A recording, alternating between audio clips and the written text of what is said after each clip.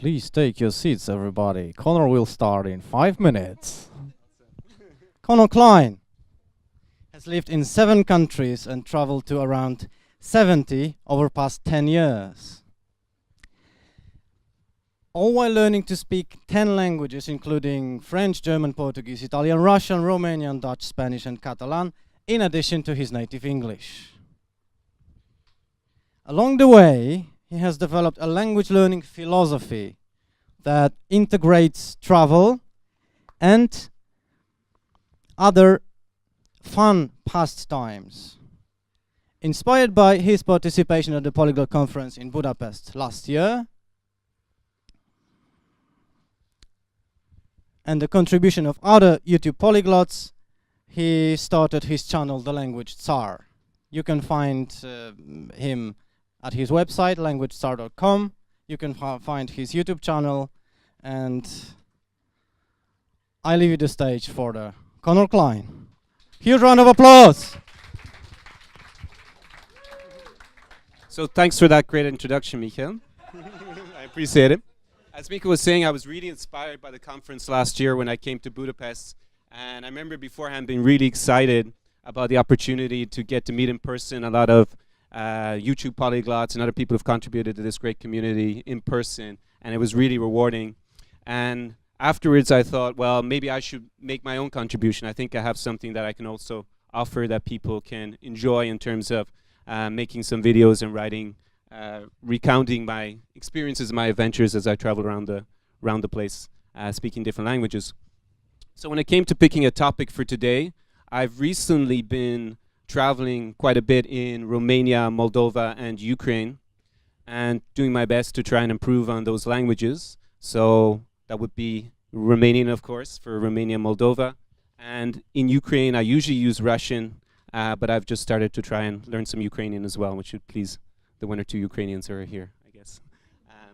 So when I thought of the title, I thought, well, that should be pretty easy to talk about, right? How to learn languages when traveling. I just have to kind of tell you all what I do. That's a little bit different when I travel around.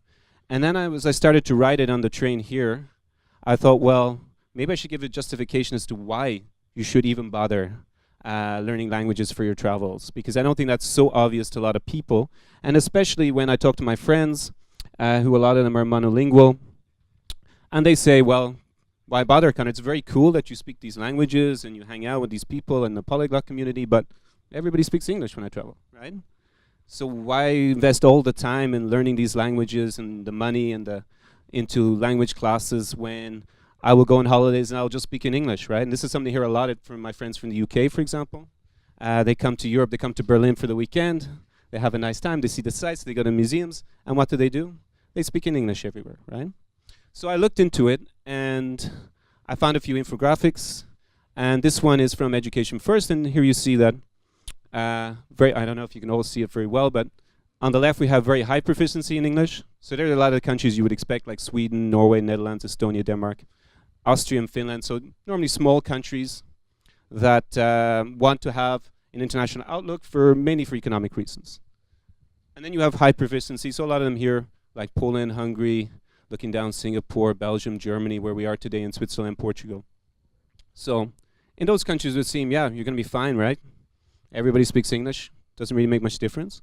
But what happens when you want to go to, I'm trying to think of Italy, for example. Yeah, I don't even see, where is Italy? It's so far down, I can't find it. Okay, low proficiency, what a big surprise, right? And how many people have been to Italy on holidays? I think most people sitting here in the audience, right? France, where is France? Paris is, I think, still the most visited city in the world. It's there in low proficiency, right? Where else do a lot of people like to go traveling? And where is Brazil with the World Cup? I think it's even, is it in very low proficiency? Well, I don't know. I see Colombia there. That's another big destination, and it's a little bit hard to see. But Turkey is also there. That's another big destination. So clearly not everywhere speaks English. And it also depends what kind of traveling you want to do. Of course, if your idea of a holiday is to go to some all-catered resort on the Costa del Sol and just lie on the beach with perhaps other people from the same country. I mean, a lot of these package holidays are aimed country specifically, and you go there and everybody speaks Italian. If I go to Croatia, for example, I hang out on the beach on a package holiday, Well, yeah, that's fine. Yeah, you can get by with Italian if you're Italian, if you're English, German if you're German. But what happens if you want to do something a little bit different? And when I travel, I always try to make it as adventurous as possible. And recently, I decided to go to Eastern Hungary on my own, and I don't speak a word of Hungarian. And it was a little bit unusual experience for me also because there are no real cognate languages with Hungarian either, so it's very hard to even guess what the words are. But I thought, fine, I'll be there for 2 days. Some friends had told me to go to this town, whose name I will probably butcher if I try to say it, but it was something like Ni Regi Haza, I think. I don't know if there are any Hungarians here. And my friends had told me, yeah, there's a big party going on there. It's near the border where you're going to go in Ukraine afterwards, in Uzhhorod. And I said, well, why not? Let's go. Let's see what's going on. How hard can it be? So I went to the train station. This is a city near 3 international borders where they speak different languages. So Ukraine, Romania, and Slovakia. And it's not so far from Poland. And I went to buy my train ticket. I said, well, you know, it's easy. You walk up, you go, okay, I want to go to Uzhhorod. They will give me the ticket, right? I went up to the kiosk, international departures, and I said, okay, hello, English, Deutsch, limba rumina, по-русски, по-украински. No. Only Hungarian. I said, well, no problem. Uzhhorod, tomorrow. Uzhhorod, blank look, absolute blank look. Turn around, people in the queue. Again, no one speaks any other language. Eventually I hear words that sounds a little bit like information, like informatio. I think the word is in Hungarian. So I go across to the information kind of center, and I start again. I say, yeah, English, Deutsch, limba rumina, ruski язык. No. Absolutely no help. So eventually the woman gives me her keyboard, and she lets me to type in the destination. I found out the word is actually Ungvar, is the name of the city in Hungarian, and they don't even sell a ticket there, so that's great.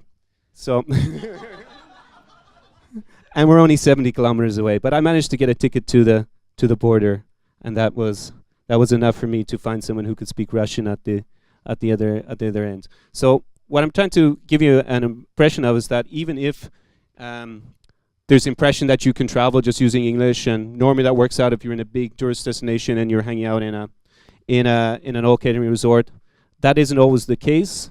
And also, just by trying to speak in the other languages, you also learn how to deal with situations like Benny Lewis described yesterday in his own presentation, when things go wrong, right?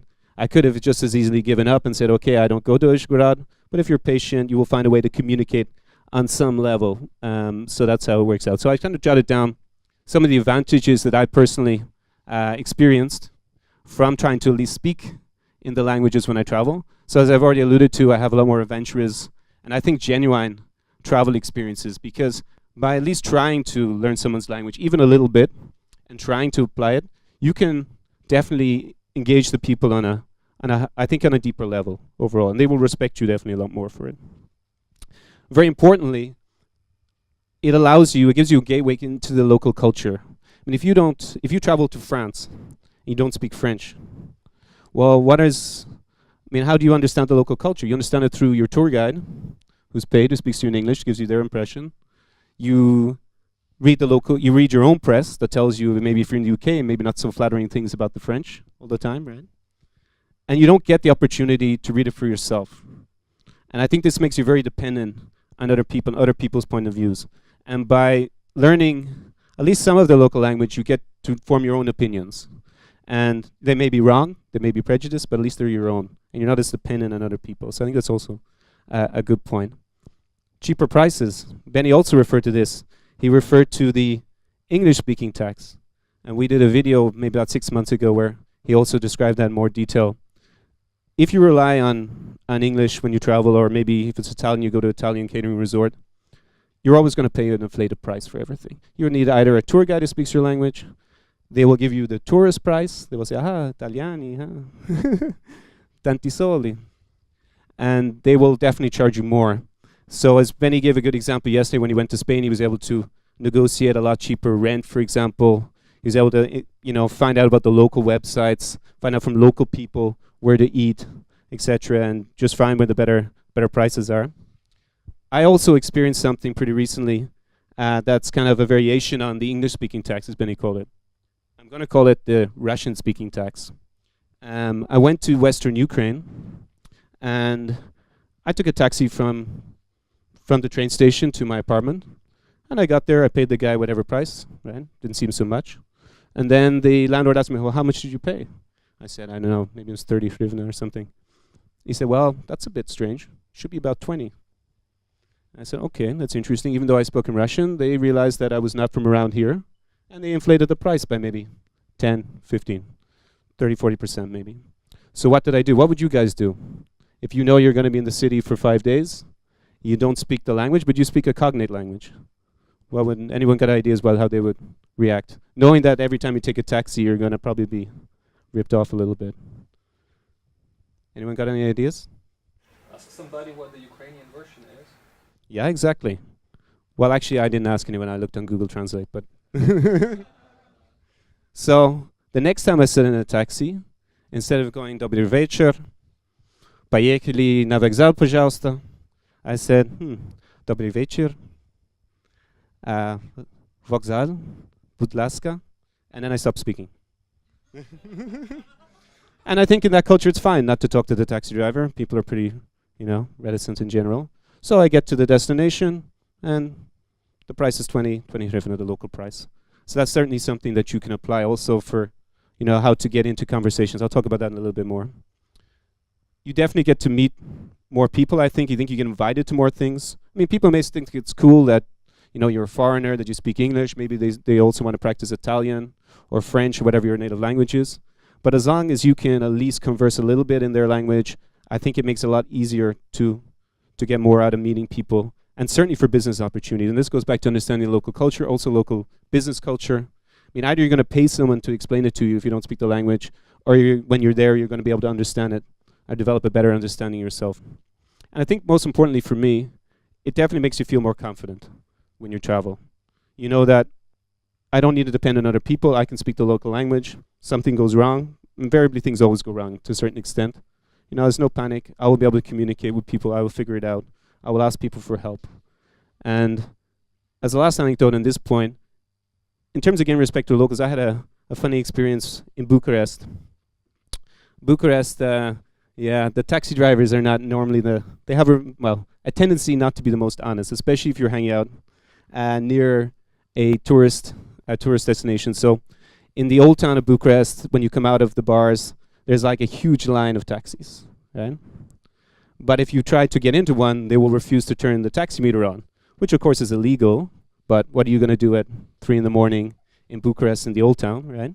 And they will demand about 4 times the price to get home, right? So normally it should cost about 5 lei, and then the minimum cartel price there is about 20. So one evening, normally I would just walk 200 meters, call a taxi, do something else. One evening I was a little bit tired, and I started arguing with the taxi driver in my newfound Romanian. And after about 30 seconds, he said, Este bine, te respect, vorbești limba noastră, 5 lei este bine. So he said, you learned our language, it's fine, I'll give you for 5 lei. So that worked out pretty well. And it justified maybe some of the language classes. I got some of the money back. So how to learn the languages when traveling, as opposed to when we're all in classes or we're reading books and you're out there, and it can be kind of stressful, right? I mean, you have to react pretty quickly. So I think maybe it's good to talk about Jan, who gave the presentation on the first day. So Jan recently went to Brazil, and he decided he would, as an experiment, we talked about it, he would try to learn Portuguese while there during the 1 month, but he wouldn't take classes necessarily or use his book. He would just chat to the local people. And after 1 month, he made really, really great progress. And what he did is that he just practiced the phrases that were the easiest for him to remember. He found local people who were patient enough to reply to him at least some of the time in Portuguese, and he just listened for the feedback and learned the new structures that way. And having seen him at the end when he made the videos, it was really remarkable for 1 month. It was really, really great and inspiring. So when you travel, I mean, if you don't speak the language very much, for me it was the same with Ukrainian, right? I mean, I had never studied the language, but I do speak a cognate language. And you know that you're going to have a lot of simple conversations. I think there was if I remember yesterday, there was a question for the audience, and the participant related an experience he had in Serbia where he was hitchhiking, right? And after the 5th or 6th time he'd hitchhiked, he knew in Serbian exactly what he was going to have to say. Because the questions are always going to be the same. Where are you from? Why are you in our country? Where are you going? All this kind of stuff. And he became very fluent in this very basic level of conversation. And you can prepare for all this by thinking a little bit ahead about what you're gonna say. You know, for example, that you're going to be hitchhiking. Well, yeah, you need to know how to say to get to your destination. And even if you don't speak the language very much, you can just prepare for these. I love to use Google Translate, for example. I mean, there's just so many words you're not going to know, and then you need washing powder. I don't know, you could be anywhere, you could be Vietnam. And try to explain that if the person doesn't speak English. Well, you learn that particular word, you know how to say I would like or whatever, and you will get by with it. And this is a way that you really learn the words as you need them. If you speak the language a little bit, I think you really have to be a bit more daring. I'm naturally very shy as a person. People find that hard to believe at times. But actually it's true. And it does take a certain amount of mental effort for me to force myself to, especially when I travel on my own, right? I could just sit with my computer, it's all very safe, hang out at the internet cafe or a cafe, whatever, with some internet, and not speak to people. And it's very comfortable and safe. But if you really want to have more of an adventure and also to practice your language skills, you just have to, take a risk and talk to people. Sometimes they're not going to be nice to you. Sometimes you're going to look like a bit of an idiot as you kind of mess up their language. But overall, you'll be able to engage with people and get feedback. And after you do it a few times, you realize it's really not that scary. An example of one thing that I do is like you always go to restaurants, right? And the menu is like always too long. And if you don't speak the language really well, and I always find this in Russian when you have a huge menu, it just takes me so long to read it.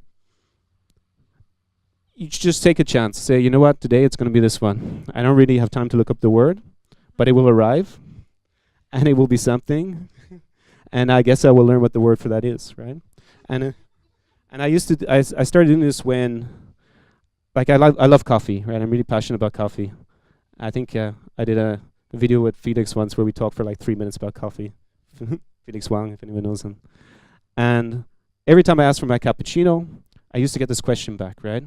When I'm in a Russian-speaking country. It was something like, "Shokoladom ili skorice." And I have no idea what skorice means. Absolutely no idea. I'm not even sure how it's spelled. I can't even look it up. But you know what? Сегодня давай skorice. So yeah. So I found out what that was. Why? Because they brought me the cappuccino with cinnamon. I don't like cinnamon. But I remember the word for cinnamon. So I know to say without cinnamon next time, if they ever ask me. But the reason why it's so easy to remember is because I learned it in context, right? And all your senses are kind of stimulated, right? You get the coffee, it's a little bit of anticipation. What is this thing going to be? Did I order something other than cappuccino this time? And you get it, you taste it, and say, "Oh no, the cinnamon."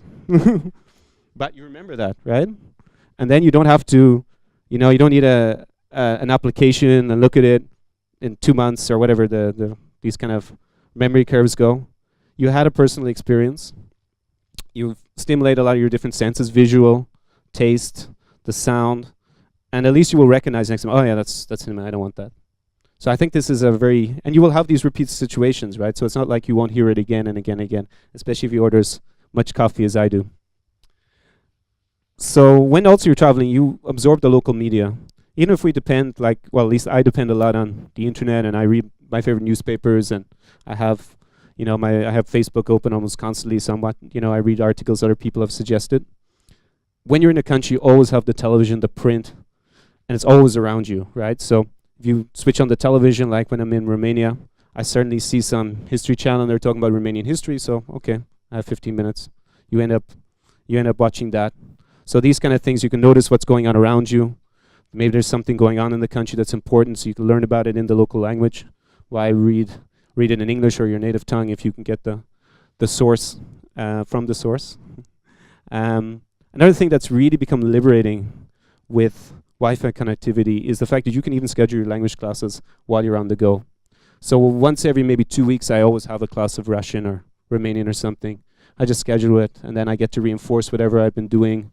Of course, we chat about where I've been, so it's quite nice away. But you can actually do both. You can have your normal classes and experience all these great things when you're traveling. There's no need to have to make a sacrifice. So one thing I noticed on a recent trip is that, conversations, that you get to overhear a lot of conversations. And that gives you a really great opportunity to learn how the language is spoken naturally. Because you hear people react on the street, all these common phrases. Maybe you didn't learn those in your class or you didn't really understand them in context, but you hear them 15 times a day, right? Things that are very, very common, and then that allows you to easily absorb it. So I decided to also explain a little bit about how you can learn some vocabulary without making any real effort. You just have to open your eyes as you travel, and you will be able to absorb the words. So I was recently, just before I came here, in Kiev in Ukraine. And as I said, I only just started Ukrainian, so I don't really speak it very much. So what would people think? I know it's in Cyrillic, okay, not everyone can, but I think everyone can more or less guess from the image what this might be about. What do people think? We have two words there. One is zo. What do you say? Pet store. Exactly. And it's actually an interesting word. I asked a Ukrainian just before I come on stage why it wasn't zo magazine. Magazine is the word for shop. And he said, well, actually, it's kind of cool to use this word market recently in Ukraine because it's more like the English. And then from zoo, you know it's something to do with zoological. That's pretty easy, right? You have an image of a fish. There are also some other animals. You know that's a pet store, right? So you know, okay, if I want to buy a pet, okay, that's a little bit random on a trip. Maybe it's got some exotic animals where you are, I don't know. But you know that that's the zoo market. Okay, this should be pretty easy. Everybody should know this one. You see that? Parking. I wonder what that could be. I don't need a loaded word for car park, right? It's obviously going to be the same as in a lot of other languages. But there you see it in context. It's pretty easy to remember. So, I don't know if I'm going to say this right, but prozdaj, service, accessory. There you have images beside them. So they're all pretty self-explanatory. But you see that as you walk around. I don't need to know what the word for accessories is, right? I've seen it 3 or 4 times. I go to the shop. I'm always looking at technology. It's just in front of you. You just have to open your eyes a little bit and you'll notice all these words. And then it just, after you see them for like the 3rd or 4th time, it becomes really, really easy. So just to finish up, this is just the details of my, if you want to get in contact with me about anything, that's my email address and then the website and the YouTube channel. Just as a final anecdote about traveling, about a year ago after we had the conference in Budapest, I went on a trip with Jan van der Raa again, and we decided that we would go to Transnistria, which is it's a de facto independent republic within Moldova that's not internationally recognized, not even by Russia. And we had read lots of stories online before we went that when you go as a Westerner, they'll look at your passport, turn the Kalashnikov towards you, and then say, "Dingi, пожалуйста, give me your money." And I read really on all the forums in English before we went there, and it was overwhelming, like, don't go there, they'll rob you. But I didn't deter, obviously, Jan and I. You know what I mean? We decided that we would go anyways, and we decided no matter what, we would film at the border, and if they did put a Kalashnikov to us, that we would refuse to pay them. And if they send us to prison, then fine. We'll deal with it. It will be an even more interesting video afterwards. So we go to Transnistria, and we arrive, we get off the bus, and we have to show our passports. And Jan takes out his, this is not actually on the video because you can't see this, but Jan takes out his camera, and immediately the soldiers are like looking at him as he's like going around like this at a de facto border, and they're like, "Nilzia, that's not possible here," right, in Russian. So Jan says, fine, puts it back in. We show our passports. They all stare at us, don't really speak, walk across. We take out our cameras again, trying again. They don't disturb us. And then we have to fill in our immigration forms, and the guy looks at me in this kind of classic Soviet style, no smile. Это первый раз здесь. Is it your first time here? Да, конечно. Вы говорите по-русски? Да. Хорошо, отлично. Then he suddenly becomes really friendly. And he explains everything that we need to do if we want to stay for 30 days in his country, right? And he becomes very proud about telling us where we need to go to register and all the formalities. And we then proceed. We only stayed for 1 day on that occasion in Tiraspol, the capital. But we really had a great day. People were so amazing friendly to us because we spoke in Russian. You don't need to speak amazingly well, but enough that they were able to communicate. People were delighted to see us. It wasn't remotely scary. I actually felt a little bit silly about the whole story by the end that we were going to get threatened. But afterwards, it was even more interesting. So we posted a video, and people wrote to me. And they said, Conor, you can't say this about Transnistria. I was there. I had to pay money. They put a gun to me. And I thought about it. I said, why did you... I mean, some people said they had a gun put to them. I understand you might want to pay them at that stage. It's a little bit severe, but I've been a long time ago. This has been like 10 years previously. But people told me in the last year they had to pay at the border. And I asked them, I said, why? I said, well, you have to pay. I said, why do you have to pay? He said, well, do you speak Russian? No. And what did happen at the border? Well, they kind of said in pidgin English, they took me to the side and said, yeah, you pay. So the fact that they went there, didn't speak the language, not even a little bit, looked a little bit intimidated by these soldiers, they ended up having to pay a bribe at this de facto border that's not internationally recognized. Whilst when Jan and I went there, we actually should have been arrested for filming illegally at the border, but we were able to get away with it. So I hope that with my presentation, it inspired. I know a lot of people here, I'm preaching to the choir. Of course, you all travel, you all try to learn languages, and you probably know exactly what I'm talking about already. But since it's been filmed, I thought it would be good to maybe encourage people that when next time they go traveling to take a little bit more, few risks. It usually goes pretty well. You usually have a lot more fun, and to try and learn languages and you'll have a definitely, in my experience anyways, a much more rewarding and enriching holiday as a result. So, has anyone got any questions or would like to relate some personal anecdotes about traveling and languages? Go ahead. Tell us more about Russia. So obviously you've been around in Russia. In Russia, just a few times, yeah.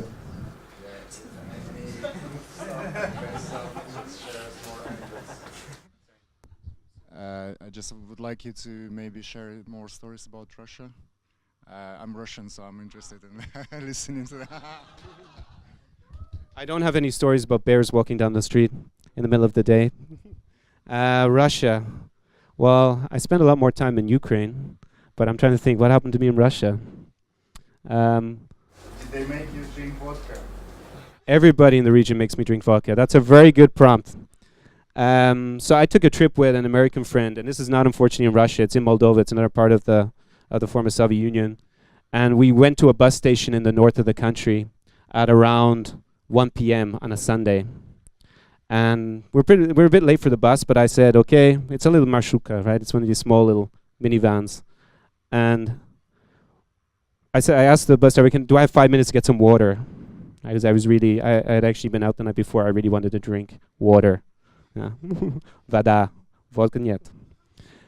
And as soon as I go in, there's like a bunch of local people sitting in this little kiosk store. And what are they doing at 1 p.m. on a Sunday?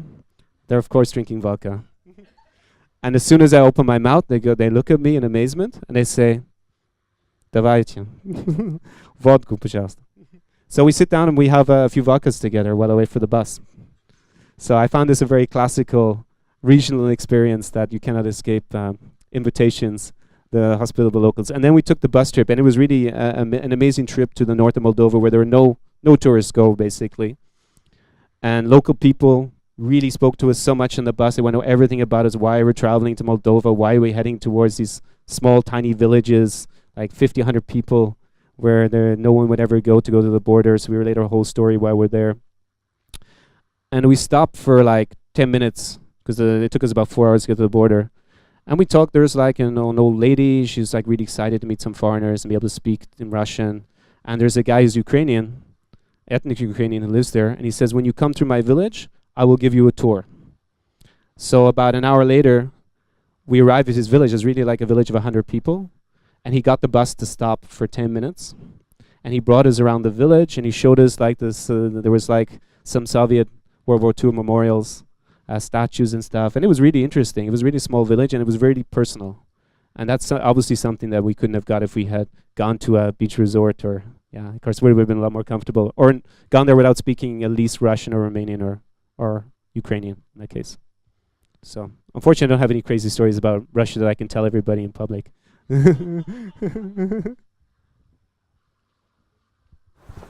I wanted to, yeah. I wanted to contribute my own experience regarding phrases to learn before traveling or in preparation or during travel. Because you were talking about that earlier, it's not immediately related to Russia, but say you're learning Russian, then it's very likely that people will ask you, so how are you learning Russian? How long have you been learning Russian? Who is your teacher? Which textbooks did you use? Have you been to Russia before? How long are you staying? These kind of questions, they're really, really common. And if you want to learn them in another language, then Moses McCormick made some resources for that, the FLR method materials, so you can just get them pre-made, and he already has the correct phrasings, because I don't trust Google Translate in that direction to translate into a foreign language. I just wanted to say that. Moses McCormick, he has a FLR technique, is what he calls it, and he has a pre-made, so you have the sentences, you fill in whatever your answers are, and I found it really useful to practice this kind of question, because it comes up amazingly often, no matter where you meet people. It doesn't matter if you're traveling in the country or you're on italki or wherever. Okay, great. When you talk about Google Translate, it reminds me of another experience. So I brought this American friend, the one who was in Moldova with me, to Kiev, and then I said, okay, let's go to Kharkiv. I wanted him. He'd already been to Romania, to Moldova, to Western Ukraine, then to the capital. I said he has to go to the east, right? Because the country is quite diverse as you travel around. So we take a bus to Kharkiv. And my friend, he speaks several languages, but he doesn't speak Russian. And I watch him on the bus. He's sitting beside some pretty girl on the bus. And of course, they seem to be communicating, chatting for a while. The bus trip is about 6 hours. So we get off the bus. And I realized, as I started talking, that she doesn't speak any English at all. So I was kind of afterwards and saying, well, how the hell did you have a conversation for like 3 hours with someone who doesn't speak your language? Well, yeah, I had my computer open and I just typed the words that I didn't know in Russian, because I learned a few already, into Google Translate. She did the same. And then we were able to have a conversation for the 3 hours of the bus trip. And, well, he had a nice time in Kharkiv. Maybe I should just say that. But, yeah. I've seen people doing the same thing, exactly what you said, in a club. So they're like this, like dancing. Like, yeah, okay. Yeah, it's a pretty... Depends how deep a conversation you want to have, I guess. So anyone else got any questions or any anecdotes or any... Okay. I can add something. Well, at least we are a full-time traveling family and language learners, very passionate language learners. But at least twice in our lives, speaking the language was a disadvantage for us. I mean, there were exceptions. I don't want to make them rule. I want to tell you this story when we were in Armenia, traveling by car. When leaving Armenia is controlled by Russian forces, Russian army. So they don't have their own border controls. They have Russian officers and soldiers defending Armenia. And I was with my German friend, with my French wife, with my European kids. And leaving the country, we all got our stamps, our exit stamps. And I was very happy to have the chance to practice my Russian after several months. And I was speaking Russian to the border officials. And well, we had a nice conversation. And my whole family got stamps, exit stamps. And then we were just about to leave. And I said, no, you... meaning me, you come with us. And he brought me to a police station where we stayed for an hour or so, interviewing and doubting that I am Romanian, only because I was speaking Russian. So I said, no Romanian speaks Russian. Well, yeah, that's true, but it doesn't make me anymore a bad person for speaking that. But anyway, they were suspecting me for that. And there was several times in Africa while traveling by car, we were stopped by the police and speaking their language. Well, they are waiting for a bribe or so, very corrupted. I don't want to name any countries now, but a lot of corruption in the area. So not speaking their language and not understanding their demand for money was an advantage. But this was just the exception. So speaking a language is an advantage, no? So you have to be selective ignorance. That actually jogged just, I don't know how much time I have. Maybe this will all turn into anecdotes. The first time I actually went to Ukraine, it was like maybe about 6 years ago. And I came from Poland. I'd been to Krakow, went to Auschwitz, and then I took a bus from the border town, and I can't remember the name. And I crossed over, and at the time, they've changed the system, but at the time you had to fill out your entry and exit card, right? So you had to say when you were leaving the country. And I had no idea, so I left it blank. The border guards got on, two women, and they came over and they said, they said something, I understood that they wanted me to fill it out. And another pastor told me, just write anything down, it doesn't matter, right? So I wrote something down, kind of fell asleep in the bus, and suddenly this huge Ukrainian border guard, this dude gets on, and he goes, Irlandsky passport. And I said, yeah, это моя passport. And he says, поехали. Pashli, actually, he said pashli. So I get off, and I'm led into an office by this enormous, huge guy. And then he closes the door behind me. And the two women border guards who had spoken to me first, they were standing there and they said, in Ukrainian, I kind of more or less understood from the context, we know that your passport is fake. And we just want to know why a Russian has come to Ukraine on a fake Irish passport in the current political circumstances. So at this point, I was a little bit like amazed, shocked, because it's like, I hardly speak any Russian. How these guys must be making this up, right? So I started stumbling in my Russian. No, this is my passport. I'm Irish. I'm going, you can't be serious. And they said, yeah, we know it's been changed. It's fine. We just want to know what the purpose of your visit here is on your fake passport. Conor Clyne, if that's your real name. So this went on back and forth. And I thought in the beginning, oh, come on, this is a joke, right? I'm not gonna, these guys want money. I'm just going to be obstinate, right? I'm not going to pay you guys, right? So this went on for a few minutes, these questions back and forth. Then I said, listen, I speak English. I spoke in English. And they said, yeah, that's great, but we don't speak English. We have no idea whether that's real English or not. And then they said, can't you hear my accent Russian? I hardly speak Russian, right? They're like, yeah, but you've been trained to speak like that. Like you're an Irish, like you're an English speaker, pretending to be on your passport. So, okay, I can't explain it that way. Then eventually they said, okay, sign your signature here. So I signed my current signature. Unfortunately, when I had got the passport 9 years ago, I had a completely different signature on my passport. So the border guards looked at my new signature and said, aha, it's a different signature. And at that moment, I was like, oh my God, I'm in a lot of trouble here. How am I going to explain this? They were right, it is a different signature. There's no way that's written by the same person. It doesn't look anything similar. I know. I thought it was cool to change it. Little did I foresee being interrogated in a Ukrainian border control office 9 years later as a result. But at that stage, I just said, listen, it's the same. And they looked at me in amazement and said, but it's clearly different. I said, no, if you get an expert here, they'll tell you this point is the same as this one. I just made it up instead of trying to explain, because there was no way I was going to explain why they were different. Eventually, they told me wait outside. I was worried that the bus was gone. I had no idea what was going to happen. The bus was still standing there, not looking very happy, the bus driver. Though he's waiting for me to get my stuff sorted out. But eventually, they gave me back the passport. So all's well that ends well. But it was still, as Benny related yesterday, I mean, things go wrong when you're traveling, but for me, that's one of the most memorable things about the trip, and accused of some sort of weird Russian spy on an Irish passport. It's all very exciting, right? And unfortunately, they didn't torture me or anything, so. So these things, when they go wrong, they can be even more exciting than what you would expect on a normal holiday, so.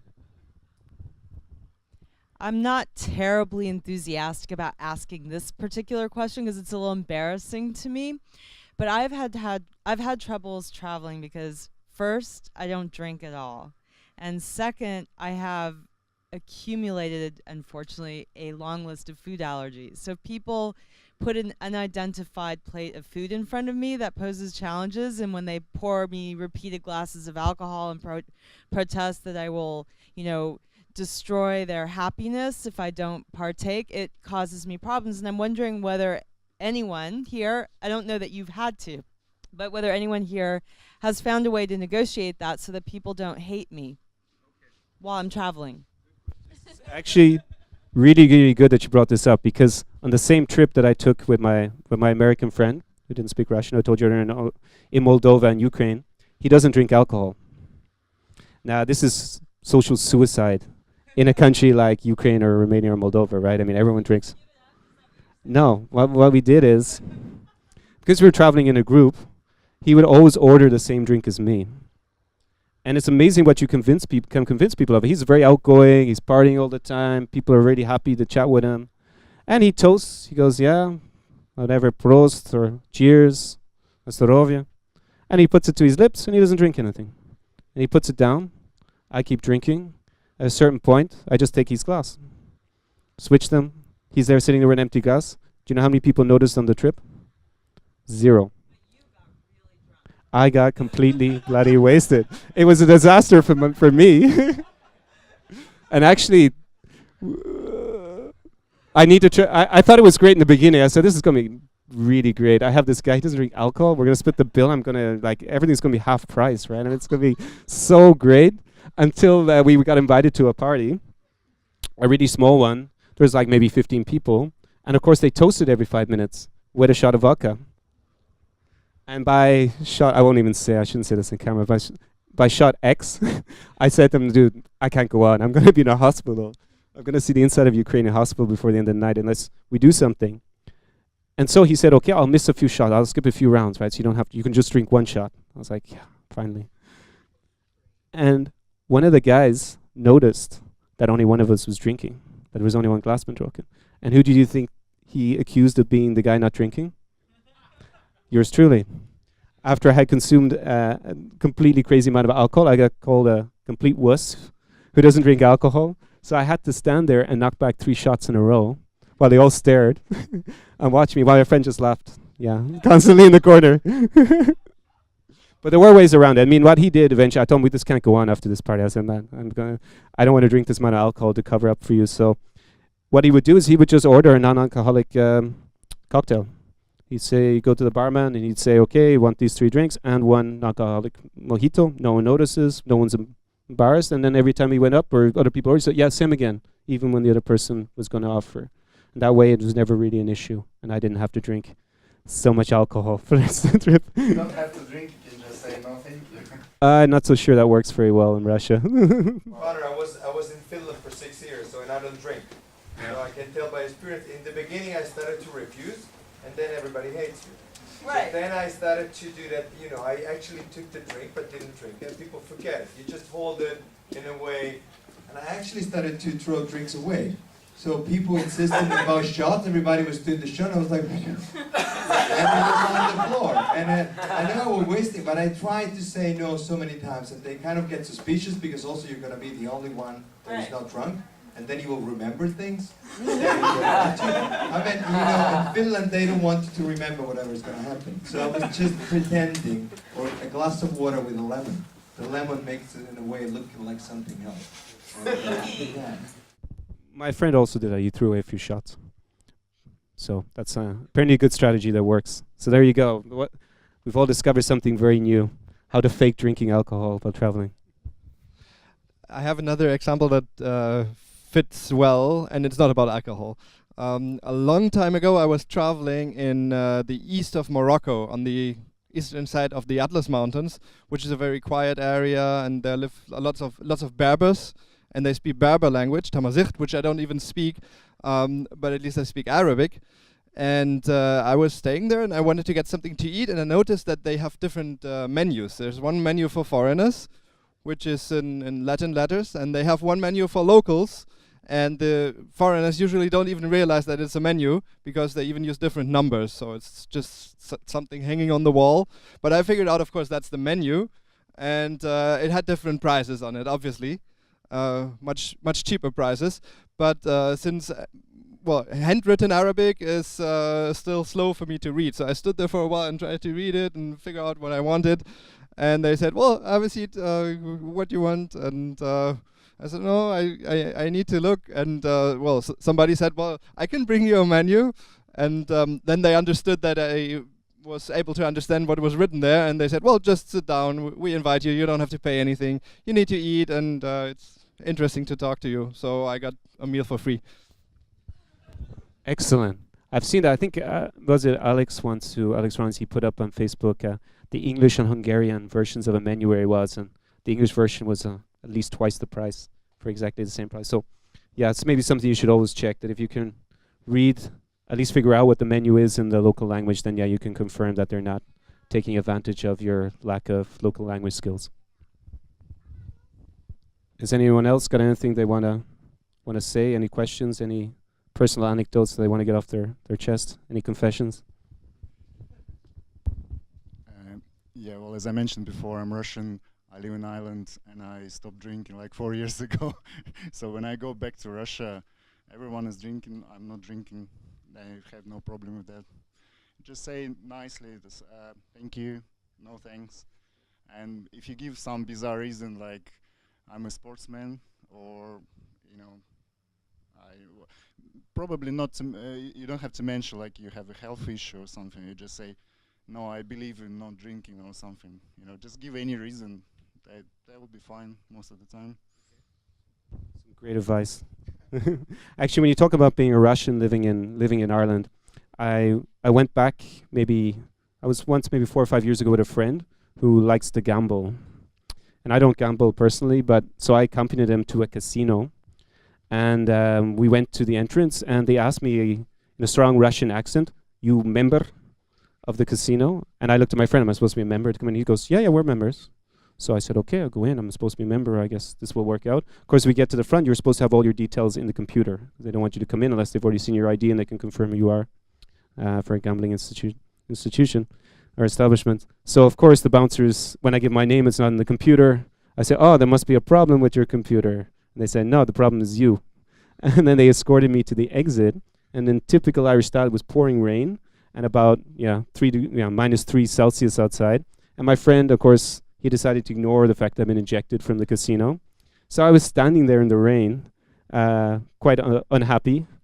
And then I started talking to the bouncer who threw me out. I said, hey, где куда? He said, ты говоришь по-русски? Я из Grozny. So the guy was from Chechnya. And so we started chatting, and then after I see he starts smiling, becomes all for friendly, and he says, you know what, it's fine, but just next time don't claim to be a member of this club when you're not actually a member. And then he invited me back in, and he introduced me to everybody in the casino who worked there. And so it was an interesting evening to get to meet all these kind of bouncer casino types and the people hanging out. So I got to introduce to, I guess, the Russian underworld of Dublin. I didn't go back to the casino again. I was fine. I was fine with just having the one experience and not befriending them in the long term. But it was also, there's something, not even when you're traveling to a country where it's spoken, sometimes you can connect with people on that level, that the fact that they respect you a lot more, that they think, okay, this guy speaks Russian, he must be okay, he's not like these other Irish clients we have who we regularly throw out and don't let back in. So that was a nice one. Has anyone else got any other things that they'd like to contribute, or any other stories? Ellen? Any other confessions? We've learned a lot about you. Well, it's just a little bit of my personal experience. I think because of the travel, I actually got into the languages. I hitchhiked a lot when I was young. And it was actually on my first trip I realized that language is a must. Like I hitchhiked from Moscow through Belarus to Poland, and the first person I spoke to actually spoke Russian to me, and I decided, okay, everyone speaks Russian and outside Russia as well. It wasn't true. So I went to Czech Republic and many other countries. And at that time, that was like 17 years ago, I decided, okay, I need to learn languages, not a language, just languages, all of them. Because actually it was very interesting because I could have traveled through 3 countries in a day, and all I had is just some printed few phrases, basically. Hello, I'm going there. Can you give me a lift? And that was it. So I crossed the border. I opened that. It's not even a phrase book. It was just few phrases like I'm hitchhiking. I'm going there. And that's it. So a few hours later, it was next country. So I did that, and that's how I got to the idea that I need to learn languages. So when I went back, and then the same year, a friend of mine told me like, let's go to UK, and that's how I ended up in UK actually. And then later, 4 years later, in Ireland, where I live now. That's actually how I got into this languages traveling thing. That's great. Only at the Polyglot conference can saying that you want to learn all the languages in the world seem reasonably normal as a concept, that you're not there are no people in white coats coming to take you away. Or I have no issue like what language. It was for me was like, okay, what language do you speak here? Okay, I'm gonna learn it now. So when I was in India, hitchhiking in India, so we learned like paisani. So I don't have money because people were expect you to pay for lifts. So we had to. That was vital that we learn how to say. So I can say. So we've been traveling through Iran, Pakistan, and India, hitching. So we knew how to say I have no money or no money in all those languages. And actually, it's a little bit interesting because in Iran, I knew about maybe 50, 100 words. And by like second week, I got an idea that I understand what people are saying around me. And sometimes I was imposing that I'm interpreting, because it was a bit funny because I had 2 friends with us and a driver who was giving us a lift. So he would be telling us story. And he was waiting for me, like when I translate or interpret that, and I was just, making fun of it because whatever I wasn't really sure what he was saying. I was just interpreting. Well, actually, I was pretty accurate, I'd say, because he used a lot of gestures, like so. That's my story. Anyway. excellent. That's something that resonates, I think, with a lot of people here. So, anyone else got anything they'd like to say?